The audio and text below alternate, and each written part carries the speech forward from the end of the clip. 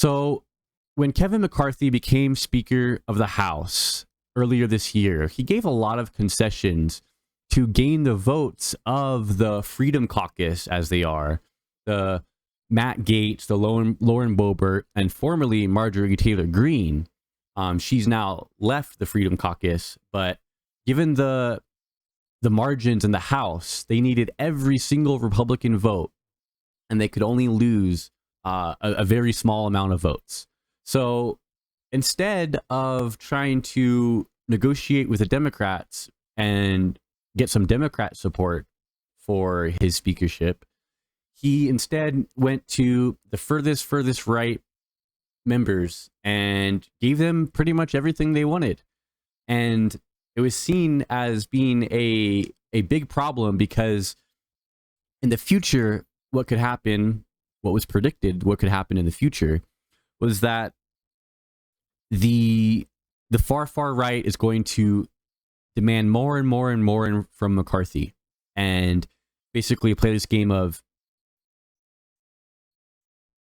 concede to our demands, or we just won't vote. We just won't vote for a bill. We won't pass it.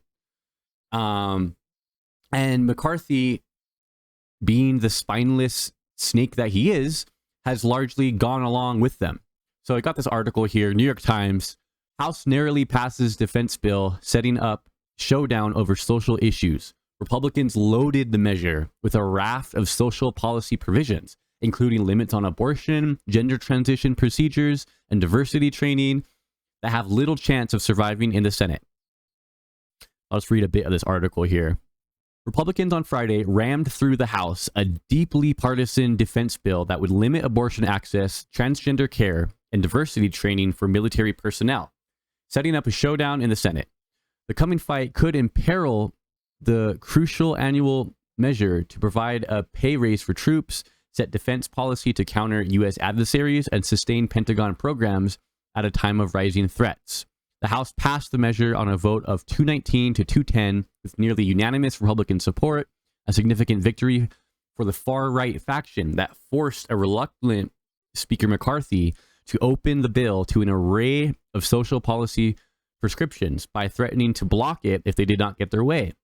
But the move left the fate of the measure deeply in doubt, advancing a bill that has little chance of passing the Democratic-controlled Senate and raising questions about whether a compromise can be reached that could be enacted into law this fall. And the outcome suggested even more intense battles ahead on Capitol Hill to avert a government shutdown. Mr. McCarthy's capitulation to the right, despite knowing it could cost him critical Democratic support for the must-pass bill, was a gamble that became a playbook for the coming fight over federal spending, where hardliners are pressing to impose similar socially conservative policies government-wide. Some Republicans, particularly those in competitive districts, could also pay a political price for embracing legislation that would restrict the rights of women and transgender people and downplay problems of racism in the military.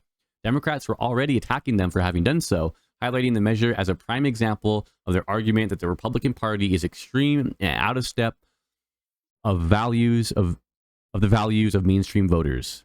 Yet Kevin McCarthy defended the legislation, saying Republicans did exactly what we had said we would do by using the defense bill to try to force the administration to stop using taxpayer money to do their own wokeism. Do their own wokeism? What does that even mean? A military cannot defend themselves if you train them in woke, he added. So here we go again with Kevin McCarthy capitulating to the right and it having real world impact. Real world impact. Okay. The speaker needs to grow a spine. The speaker needs to realize that the future of American politics is not MAGA. It's not. Okay. And if he wanted to save his political career and to save any sort of legacy that he might want to have, the right thing to do would be to work with the Democrats and say, screw these MAGA crazies. This is not the future of the party. This is not the future that I want our party to head towards. And If that means catching flack from the right, so be it. But this is what I believe, and this is what we're going to do to help and benefit the American people. Kevin McCarthy's not savvy like that. He's not, he's doesn't really have the interests of the American people at heart. And at the end of the day, I just think he wanted to have the title of being speaker, and is not interested in doing any of the hard work, is not interested in negotiating with Democrats, and he's not interested in trying to walk back the party from this crazy MAGA wing that has become the Republican Party largely.